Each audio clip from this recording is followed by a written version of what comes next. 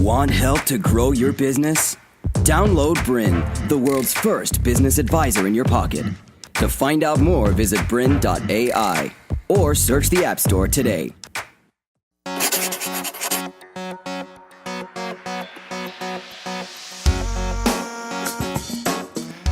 Hello, I'm Jesse Forrest. And I'm Kate Toon.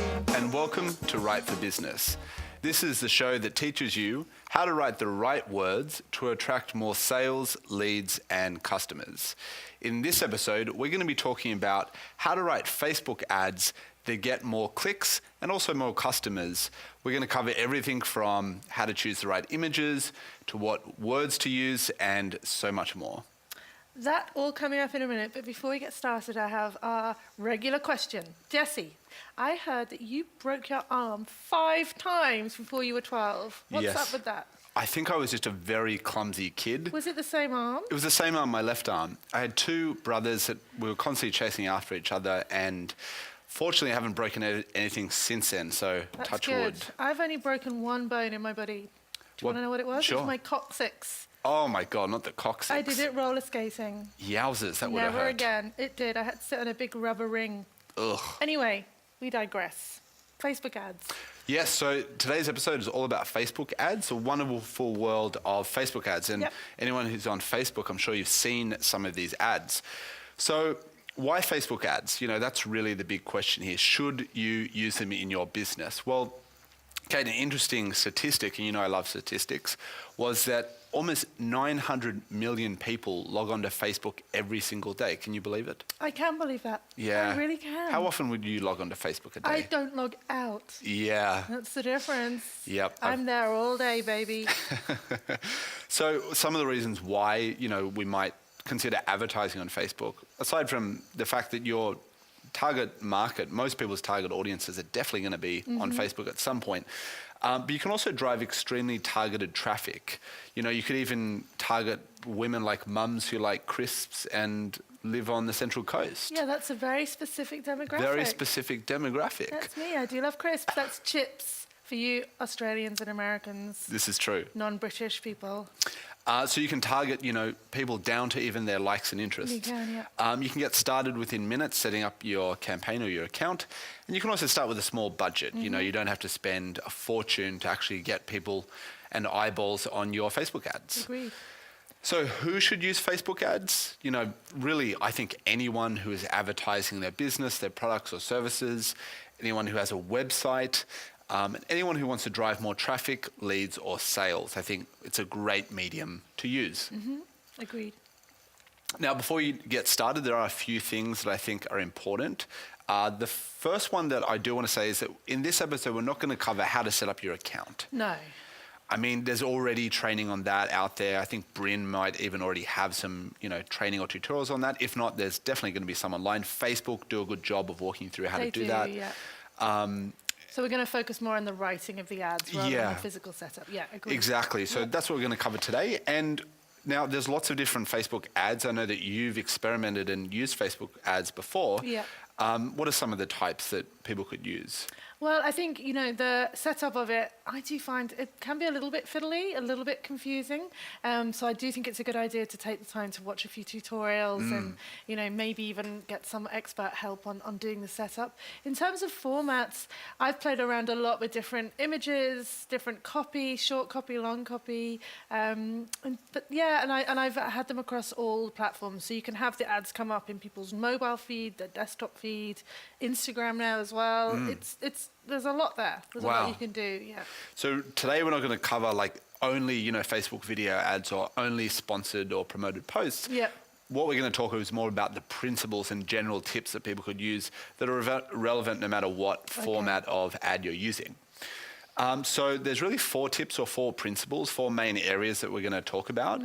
And these are, I would consider, the most important. Things like images, the ad copy that you're going to use, you know, relevancy, how to make your ads relevant, and of course the all-important call to action button. Agreed, The CTA button, as we call it. Okay, so let's dive right in. First of all, images. Now, images are obviously really important. Images is probably going to be the first thing that people see. Our eyes are naturally drawn to images, but not all images are great images. you know, Facebook has this rule. I'm not sure if you've seen or heard about it, but the general rule is that your image looks like it should belong in someone's newsfeed. So it shouldn't be like a blatant ad. It shouldn't look like a blatant ad. You know, your imagery should somewhat look like it belongs in the newsfeed. Have you heard this comment before? I haven't heard that. I know they have limitations about the amount of text you can have on an ad, but I hadn't heard that it had to look like it belonged on your newsfeed. It's not a hard and fast rule like it has to, but I think some of the ads that looked kind of more casual and less professional, you're probably going to perform better. Yeah, because all the images do have to be approved. Every ad has to be approved, and you might find some of your images get rejected, so that could be the reason why. Yeah. Yeah. At the end of the day, the general principle is don't make your ad look like an ad. Right, And okay. more people are more likely to consume it. It also needs to be relevant to your copy. So there's an example of, I remember I was doing a critique of someone's website, and the headline said something like, are you worried about losing your eyesight? And it was for an optometrist business. And in the image of next to that headline was a guy smiling. And my question to her was, why would he be smiling? This is a negative headline. Why are you using a positive image? It was kind of a Bit mismatch. of a disconnect, yeah. Yeah, so I think it's important to have your image kind of is relevant to whatever your copy is saying. Yeah. Let's look at some examples. Again, these are general principles, and every industry, every target audience is going to be different, but I do find that bright, contrasting or complementary colors in your imagery, so look at this image, do make your ad stand out. What's your first impression of this particular ad? Yeah, I mean, we've got a few of my examples coming up. I've tried highly graphical ones like this, so using icons and cartoons, and you know they have some impact. Generally, I found that these kind of cartoony style ones perform less well than ones with a human face in them. Yes. So I'm sure we're going to come on and cover that as We're well. actually going to be showing one of your cartoon ads in a moment. There we go. Which I love. I love Yeah, that ad in particular. But I think the yellow, I think that I've noticed there's a lady called Amy Porterfield who does so much Facebook advertising, constantly comes up in my feed. And she will often use a really bright colour like yellow or turquoise, even though it's not her brand colour. So I think you can use colours that aren't on brand. You know, so my colours are very much red for recipe and turquoise for Kate Toon. Yes. But I'd played around with a whole lot of different colours because really all you're trying to do is make your ad pop in the feed amongst all that other stuff that's going on. So yellow can be super powerful. Yeah, absolutely. Good point. Now, here's another example of a bright ad, or a bright image, I should say, of a hamburger. Excuse me. So what I think is interesting about this, it doesn't look like one of those hamburger images you might see on TV, let's say for McDonald's or Burger King, where it's stylized, it's perfect lighting. This looks like maybe real. It looks real. Like I took it. Yeah. And that's the whole idea of it doesn't look like an ad, although it is. It's one for, you know, a company that delivers food. Yeah.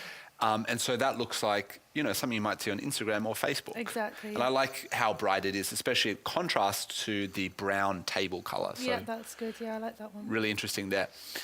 Another one is images of real people seem to perform better than images of models or professionals, photos or professional people, I should say. Yeah. Why do you think that is? Well, I think, you know, we've talked before about stock shots. To me, this looks quite, even still, looks quite stock shotty. It does, yeah. I found that in my own ads, you know, I could have a picture of someone laughing while they type on a keyboard. But to be honest, it works better if it's me. Just a photo of me. Yeah, obviously a photo where I'm trying to look reasonably decent, you know, not just got out of bed. But, you know, people want reality. They don't want that. And, it's, you know, I look at this straight away and I'm like, ad. Yeah, it does look like an ad. Now, I would say it looks less like an ad than some other ads, but I definitely get that these are young, you know, somewhat attractive people in a professional setting that's properly lit. So we could get more real and more authentic, like a photo of you, you know, at the office. But generally speaking, I think real people seems to work well because, again, it looks like it's a photo of a friend or a photo of a normal person in your newsfeed. Yeah, and especially if, you know, you're promoting your business. I think, you know, the cult of personality and showing yourself to your customers can be super powerful. I know a lot of people are very reluctant about that. They don't want to come out from behind their brand.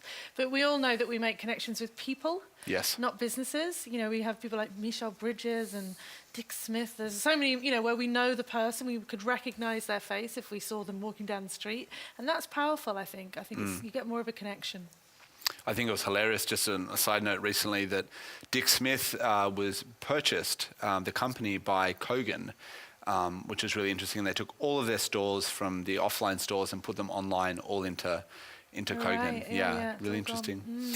So here's one of my mine. favorite ads. Food. This is Kate's ad, and I'd love to hear some backstory about this ad from you, but this is for her Recipe for SEO Success e-course, which apparently sold out recently, which is awesome. Kate, this is an image of a smiling woman, a cartoon smiling woman, which would be yourself. So the principle is images of smiling women, again, generally speaking, seem to outperform other image types. Yeah. What are your thoughts? I played a lot with the format for this. So here, she's looking this way. I flipped it. I had banners running across.